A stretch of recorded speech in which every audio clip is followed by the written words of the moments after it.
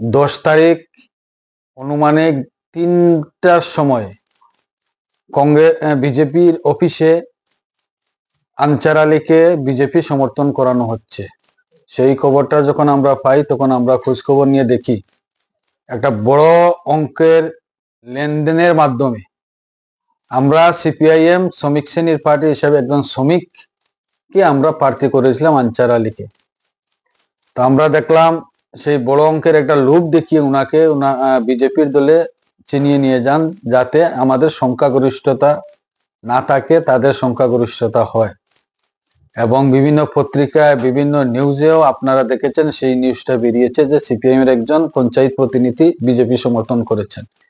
এই 10 তারিখই আমাদের district panchayat officer ডিপিওর নিকট 7 জনের একটা স্বাক্ষর করে তারা পঞ্চায়েতের উপর একটা অনাস্থা লিখিতভাবে ডিস্ট্রিক্ট পঞ্চায়েত অফিসার কাছে দেন। এবং পরবর্তী সময় আমরা দেখলাম 27 মার্চ আমাদের পঞ্চায়েতে অনাস্থা ভোট হয়।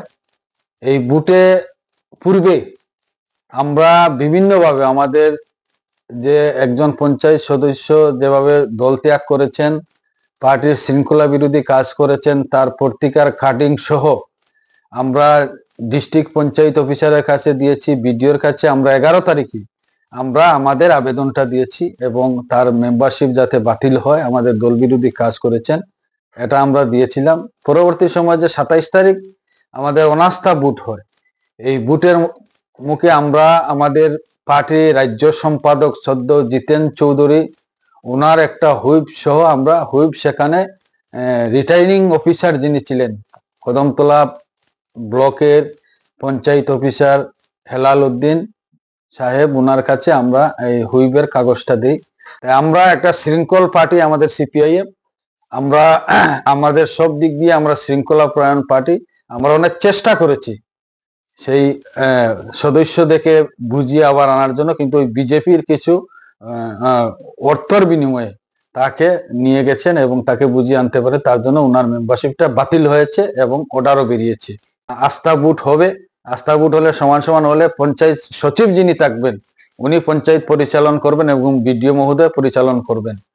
আবার এই জায়গার মধ্যে আমরা জানি না হয় বিগত দিনে যিনি পঞ্চায়েতের প্রধান ছিলেন ওনার হাতে দায়িত্বটা দেওয়া। ওই যে আসনটা 7 নম্বর ওয়ার্ডের 13 নম্বর যে আসনটা খালি হয়েছে, যে মেম্বার বহিষ্কার হয়েছেন, সেই আসনে নির্বাচন উপনির্বাচন হওয়ার আগ পর্যন্ত কি হয় সেই বিষয়টা দেখার বিষয়। এই বিষয়টা আমরা জানান দেওয়ার জন্য, কারণ বিভিন্ন পত্রিকায় বিভিন্ন নিউজে সোশ্যাল মিডিয়ায় ভাইরাল হয়েছিল, সেই বিষয়টা নিউজটা হয়েছিল যে একজন মেম্বার আমাদের গেছেন। আমরা পরিষ্কার যে আমরা এটা শৃঙ্খল পার্টি, আমরা যে ধরনের স্টেপ নেবার কথা আমরা নিয়েছি, ওনার মেম্বারশিপ এখন বাতিল হয়েছে।